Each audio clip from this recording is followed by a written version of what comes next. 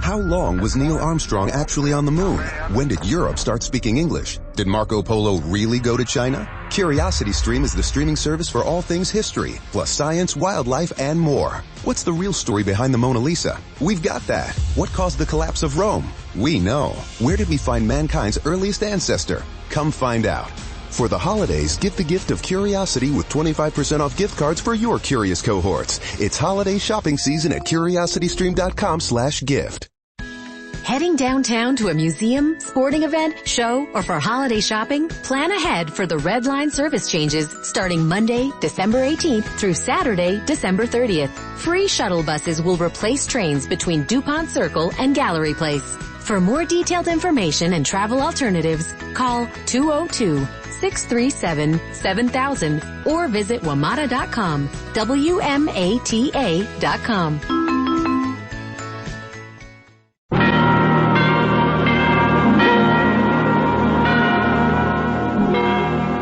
Schlitz, the beer that made Milwaukee famous, presents The Halls of Ivy, starring Mr. and Mrs. Ronald Coleman.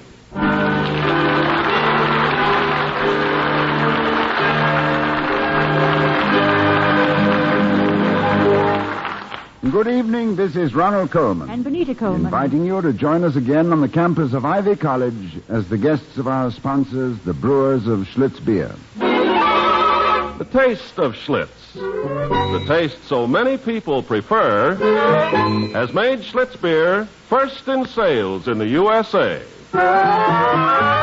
If you like good beer, do as millions of people are doing all over the nation. Ask for Schlitz, the most popular beer in history.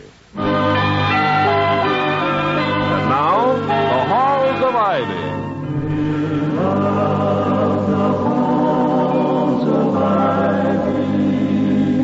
That surround us here today. Welcome again to Ivy. Ivy College, that is, in the town of Ivy, USA.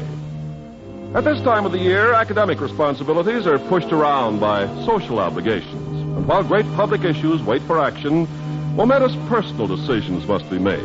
For instance, what gifts to buy for Aunt Edith and Cousin Ted.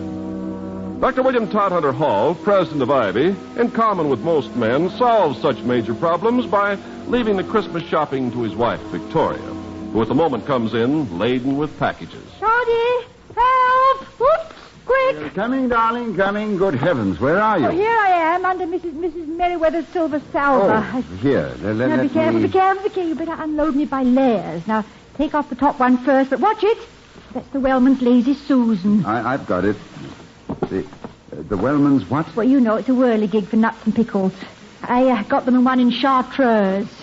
A whirligig for Wellman. Nuts and pickles, yes. Make a nice lyric for a song, don't you think?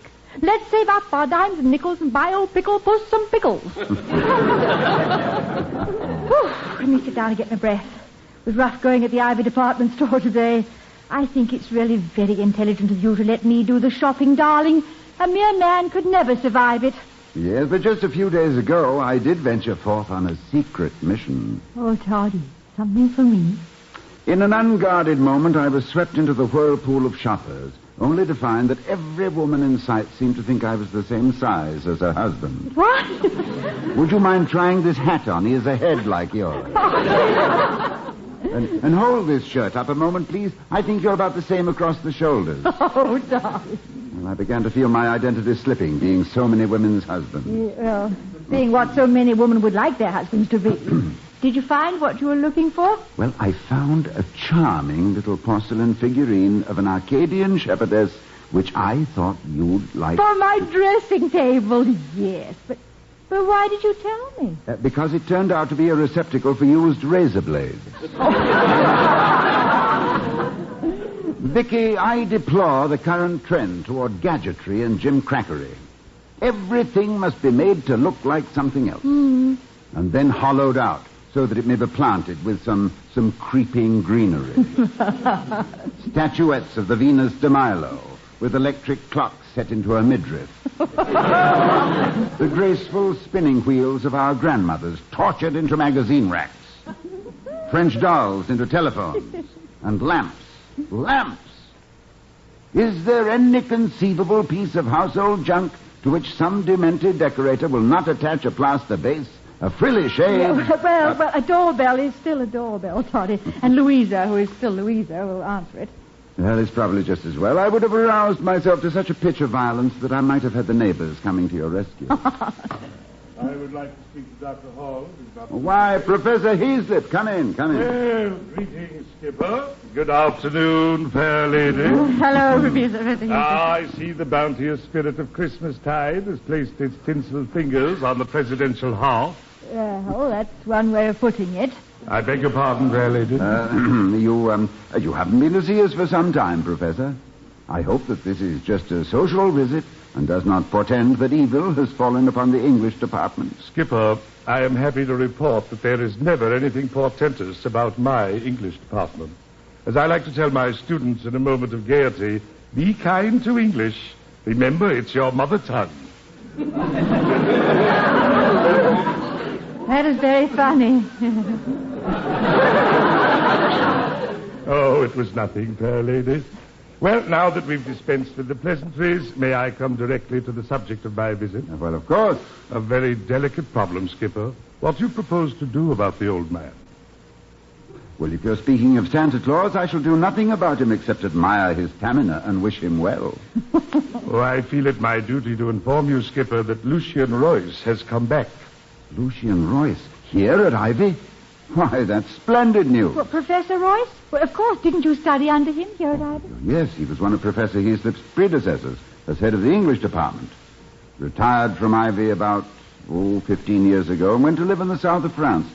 I haven't heard from him since the war. I just assumed that he must be nearly 80 now. Ah, yes, a sad spectacle, Skipper. Poor old man and his dotage, without purpose, helpless, and probably penniless. I'm very sorry to hear this, Professor. Have you spoken to him? Alas, yes. He just stared at me without recognition. I shudder to think of his being exposed to the mockery of those who didn't know him in his flowering, such as you and I, Skipper. For such cases, there are comfortable rest homes, you know. Yes, and there are uncomfortable suggestions. Do you know where he is living? Ah, me. Poor old fellow seems to be living on a bench in front of Emerson Hall, just nodding and smiling and offering bits of candy to the students. Anyway, that is where he was when I passed by there just now. I see. But before we dispose of Professor Royce, the least we might do is to welcome him back to Ivy. Well, you're the skipper. It's your ship. However, I should be on guard lest sentiment overrule sound judgment in the matter. Oh, dear me, look at the time. I'm overdue at semantics. Good day, fair lady. Good day. Goodbye, Professor Heaslip.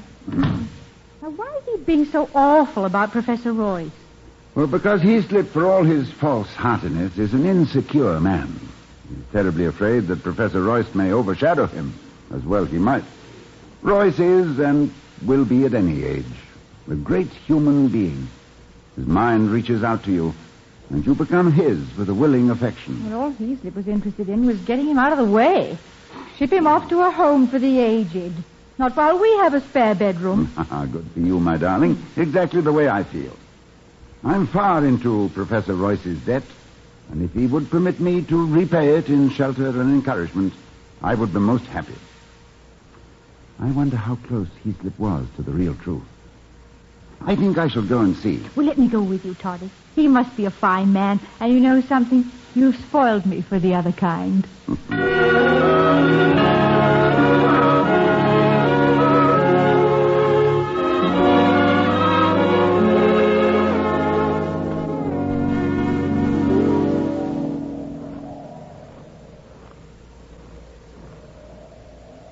There he is, Vicky, sitting on the bench. So much smaller than I remember him. Maybe the bigness you remember was inside of him. Toddy, I think he's asleep. Yes. Perhaps we shouldn't disturb him. We can come back. Wait, don't go. You're Bill Hall. Professor Royce. I saw you coming. I just closed my eyes a moment to remember the first time I ever saw you. when you registered for my English class. Won't you and your beautiful companion sit down? Here, let me brush the snow away. I don't believe you ever met my wife, Victoria, Professor. Wife? Oh, yes. Somebody did tell me. I don't remember who. Dear me. I never got around to sending my congratulations. I hope that you'll both accept them now, with the interest they've accumulated over the years. Why, thank you, Professor Royce. Now, that makes me feel like a bride again, but not that I ever really stopped. We're delighted to have you back, Professor. Only I wish you would let us know you were coming. I would like to have arranged a small get-together with some of your old friends. That's kind of you, very kind, but I came back to have one more look at Ivy and to see if the reality of it is as green as my memories. You know, I sometimes forget what happened last Saturday, but I can remember the hour and the day when I received my first appointment to the faculty here, and that's decades ago. Tricky thing, memory. Yes, and possibly the most precious of our possessions. A repository for the jewelry of our past, to which each of us has the single key. You know, I don't recall whether it was at my Aunt Edith's house or my grandmother's, but there was a sampler on the wall that I've remembered since I was a child. It said, "Memory is the power to gather roses in winter." Then I guess I have quite a large garden to take care of. Well, I hope there's one bud with a ticket on it labeled, "Genus Freshman, Species Bill Hall." Oh, there is, my dear. Yes. I can see him much better as an undergraduate than later on when he joined the faculty. Now tell me, Professor, what did William look like in those days? Fresh. Oh, I mean, bright-eyed and spick and span. Never talked much, though. Yeah, well, he got over that. And he was pretty shy. Was he? Old Maggie Spencer. Remember her, Bill? Oh, yes.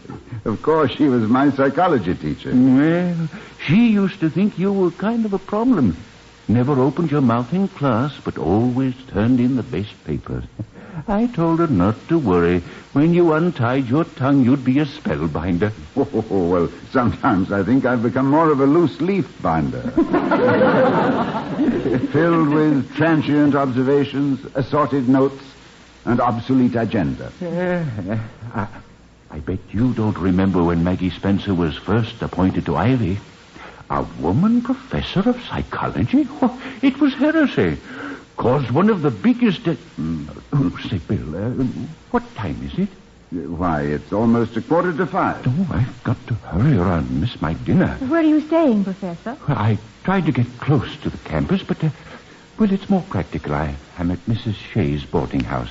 It's only a 15-minute walk. I've enjoyed this, Bill, and, what was your first name, my dear? Victoria. Lovely name for a lovely girl. Bill hasn't changed, Victoria. Still bright-eyed and spick and span. Bye. Goodbye. Goodbye, Professor. Oh, Toddy, he's so nice. He's like a teddy bear. Vicky, remember what Charles Dickens said? Father Time is not always a hard parent, and though he tarries for none of his children, often lays his hand lightly on those who have used him well. And Heaslip wants to throw him on the ash heap. Well, I think we should have a nameplate put on this bench just for him. Yes, if anybody ever earned it. Oh, Toddy, look, he's forgotten his umbrella. But we can still catch him. No, darling. It won't help much if it snows again, and I don't think it's going to rain, and it provides us with a good pretext to go and see where and how he is living. I think we can return his umbrella without letting him know we are worried about his overhead.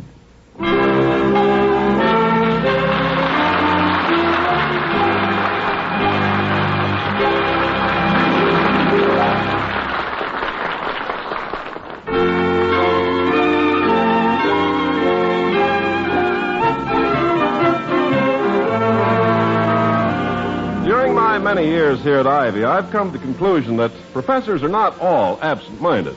Some of them quite the contrary, like Professor Reynolds, Dean of the Law School, for example. Yesterday evening, I was hurrying around the corner of Emerson Hall when I bumped into the dean. I'm sorry. Hello, Dean Reynolds. Hello, Ken. I hope you're not badly bruised. Oh, not a bit, Dean. I should have been looking where I was going. Well, so should I. I'm not often guilty of such wool gathering. Oh, you're not an absent-minded professor, then. Not today, anyway. No, today I'm a present-minded professor. Present-minded? Yes. I'm on my way to buy a case of presents. Christmas, you know. A case of presents? Do I dare hope? You do. Thank you. I always have a couple of cases of Schlitz beer on hand at Christmas. I find that several bottles to the mailman, the grocery man, and other faithful visitors not only gives them a little added cheer, but gives me a reputation for good taste, sound judgment, and as a legal expert, knowing when a case has real merit. And I suppose it also helps to dispel the common belief that law is a dry business. A good point, my boy, good point. As a matter of record, I believe Schlitz gave a sound precedent for good taste in 1849, 103 years ago, and has been confirming it ever since. With 24 character witnesses in every case, a double jury, you might say, bringing in a directed verdict of res ipsa loquita. Will the court brief me a little on that? Res ipsa what? Res ipsa loquita means the thing speaks for itself. Oh, I see. And Schlitz definitely is the thing with people who like the taste of good beer. In fact, Schlitz tastes so good to so many people that it's first in sales in the USA. I believe it. So, what do you say we clear the court, adjourn to my chambers, and sample the evidence? Oh, gladly, sir. That's one bar examination I never refuse to take. Let's go.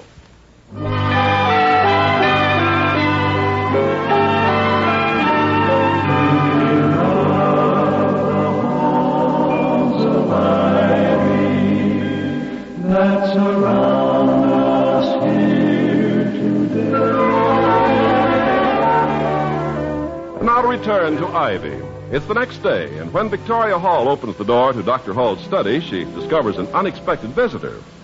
Why, Mr. Merriweather, I didn't know you were here. Miss Tate let me in, but up until this minute I didn't know why I came. But now that you're present, ma'am, I have the best of all reasons for being here. Oh, Mr. Merriweather, you should be put up in bottles and given to all women to be taken once a day as a tonic. Well, thank you, but I don't think my 1/16th Indian blood entitles me to be a medicine man. Say, do you know what your esteemed spouse wants to see me about? Said to get over here on the double. My words, not his. Not that I care, mind you. Any day that I can beat him to his own home and have a few cherished words with you is the day my caddy gets a $5 tip and never knows why. I haven't the slightest idea, Mr. Merriweather. This was one of his mysterious mornings. He muttered through his orange juice and was thoughtful through his toast and left with a quotation from Antony and Cleopatra. I know. No, it gives me a horrible sense of inferiority. All I can remember that's quotable is Humpty Dumpty or Little Boy Blue. I guess my heart goes where the Mother Goose goes. But what did Antony say to Cleo? Well, he said, fare thee well, the elements be kind to thee, and make thy spirits all of comfort. Ah, Shakespeare. What that man has done for the quotation mark. Well, hello, Bill. Ah, Mr. Merriweather, Vicky. Hello, darling. How are the elements? Kind to thee? You didn't have to rush, you know. It's no particular hardship just standing around making highly proper advances to your wife. Charles, if you did not admire my wife, I would begin to suspect your mental health. But I need your well-established sanity at the Board of Governors meeting this afternoon. I have a project in mind, and I've already won the reluctant approval of Mr. Maypole, our librarian. Well, that's where you've been all the morning, the library, huh? Yes, on behalf of Professor Royce. Royce? Royce. Well, that's right. Somebody did mention seeing old Royce wandering around the campus. He did a lot for this college in his day. Is it true he's back? Yes, he is. And while I know he'd resist any charitable gesture, I think he would look with favor upon the project I have in mind. Now, Charles, if you and I can swing it with the Board of Governors, then, Vicky, you and I can return the professor's umbrella this afternoon. Well, we'll each carry one end of it. And, Bill, don't worry about the Board of Governors. Clarence Wellman will be the opposition. naturally, as long as this is a humanitarian project. But we'll take care of him. And Mrs. Hall, is it painful to have your ears pierced? I don't know, Mr. Merriweather. Why? Well, when you think how often we have to pin Clarence's ears back, you'd think he'd make it easy for himself.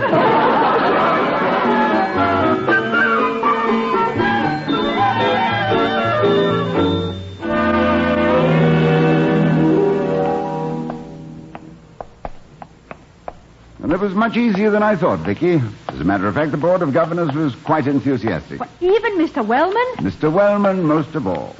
He said, tradition is a living thing at Ivy. Living, Dr. Hall. Symbolized in the sacred plant which clings to our hallowed walls. Walls, Dr. Hall. Well, that's very good. Thank you, darling. There was a tear in his eye, too. It couldn't have been sentiment. He must have a cold. Here, do you want me to take the umbrella? No, darling. I'll carry it. Reminds me of my romantic past. Romantic? What, an umbrella? Certainly, darling. An umbrella built for two should have been the romantic song hit of the 90s, not a bicycle. Toddy, give me your answer, do. Well, my answer is that the curls blowing round a lady's neck can be undoubtedly devastating when viewed from the back seat of a tandem, but give me the umbrella snuggle all the time. No, not all the time. I won't unless I'm the girl. But the professor's umbrella reminds me of that lovely walk we had in the New Forest in England. Remember? Yeah. It was before we were engaged. Well, I was engaged. Well, I was on the brink, shivering happily. Yes, and I said, come on in, the water's fine. Yes. Anyway, that day in the New Forest, we'd finished our picnic, and we had reached a spot where...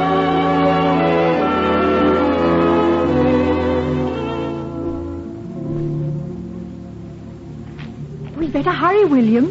It looks like rain, and we've only one umbrella. And, but you had one, too, when we met this morning at Waterloo Station. Where did it go? When I left you to get the tickets, darling, yes, I saw an old lady without an umbrella. Yes. So I said, ma'am, it's going to rain. Take this. And she said, thank you, young man, but what about you? So I said, madam, we have one. That is all we need. Oh, William, now that was sweet and thoughtful. Oh, dear, no. It was selfish, scheming, and conniving. And I've been praying for rain ever since. Oh, well, don't give up, darling. I'll never give up. But, where are we? Well, lost, I think, in the New Forest. Oh, wonderful. Nothing in sight but the greenwood, beech and oak, gorse and bracken, Robin Hood and his merry men. No, that was Sherwood Forest. Oh, yes, yes. But this one casts a spell, too, doesn't it? And it hasn't changed at all since the days of William the Conqueror when he made it all a game preserve. Good old Bill. Preserving it all these years just for you and me. From William to William with fondest regards. And take good care of Victoria. Oh, I'm sure he had us in mind all the time. But you know, some very frightening things have happened here. William Rufus was killed here. He was shot by an arrow. Those ill-fated Williams. Destined to be pierced with arrows. And now, history repeats.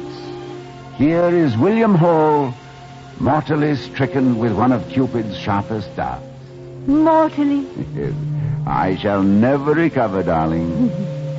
Victoria, stop a moment and listen. Not a sound. What these old woods have seen and heard. What secrets the trees must whisper to each other. And I have one more secret for them. Oh, just pretend I'm an oak tree and tell me, too. Very well. I love Victoria. And that's the first time I ever kissed an oak tree. Oh, you know, each time I come here, William, I love it more. But never more than this time. Victoria. Oh, the New Forest, where love and history hold hands. haunted with memories. If we listen carefully, we may hear the horn of a huntsman, the whistle of an arrow, or the cry of a falcon. Listen. Wow. What's that?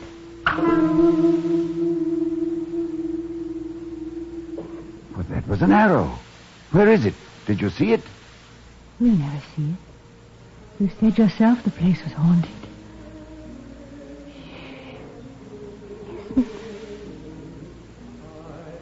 Someone singing. A lost troubadour, do you suppose? Oh, it may be. Perhaps it's coming from some cottage nearby where they may give us a tankard of ale or a posset of mead. Mead, yes. They still drink it in these parts. It's made with lemon, honey, cowslip, and sweet briar. But listen, he's coming closer. And that is the flower for me. I oftentimes have plucked that red rosebud till I gain it. Victoria, where was he? I didn't see him, did you? Where did he go?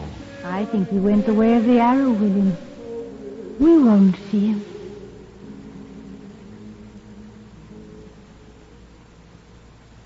Oh, what wonderful things happen to you and me. Don't they? It must be. Love, my dear. Let's put up the umbrella. In a haunted forest, it's the only privacy we can expect to... The sun is breaking through. I know it is, darling, but let's put up the umbrella. But darling! Why are you opening the umbrella? The sun's shining. Where are you?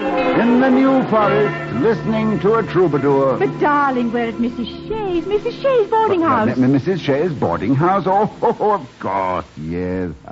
But that's no reason to lose the opportunity for one more umbrella snuggle. Oh, darling. Well, I've been carrying that old umbrella around for years, and now I've finally seen a good use for it. Oh, Professor Royce.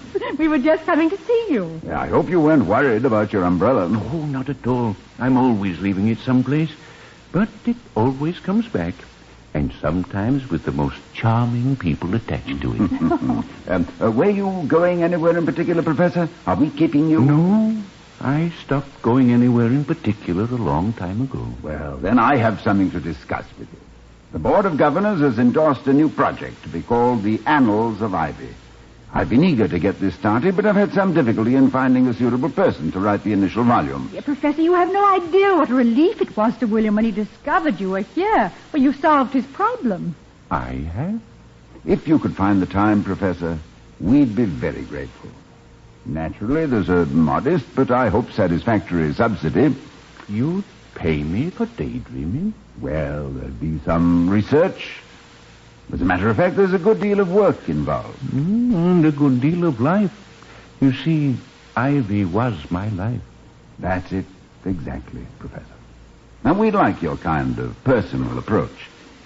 Oh, perhaps we could call it the autobiography of a college. And the first volumes could be Birth, Childhood, and Youth of Ivy. And we could... But let's discuss it over dinner. Have you dined yet? Why, no, I haven't. Well, then why don't you join us? We'll find a quiet place in town, somewhere where I know. Mrs. Dodds. Oh, Lady Dodd. We used to say dine and die at Dodd's. Poor Mrs. Dodd, we gave her a bad time. Oh, yes, Bill, yes, thank you very much. I'd be delighted. Oh, wait a minute, Professor. You've forgotten your umbrella again. No, I didn't forget it. But there's not room for 3 of us under it.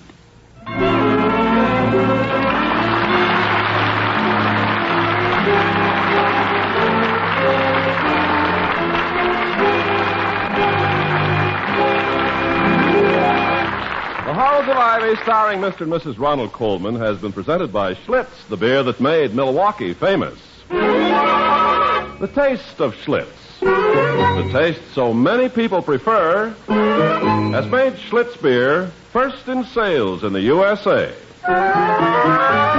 Why don't you, too, enjoy the most popular beer in history? Next time every time. Ask for Schlitz beer.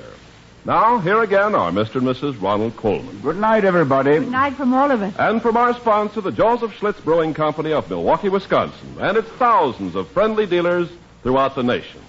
Good night.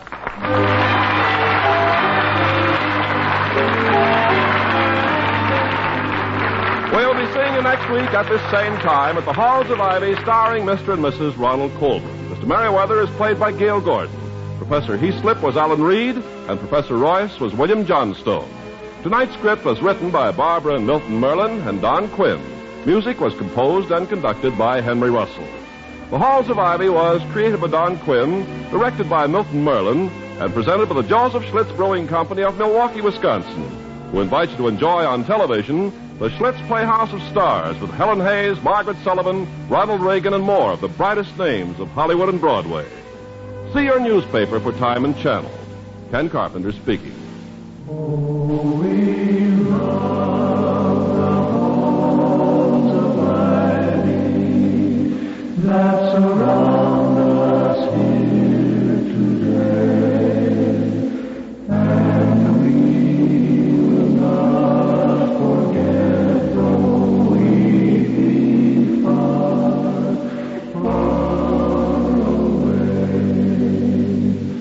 To the hallowed halls of ivy, every voice will bid farewell, and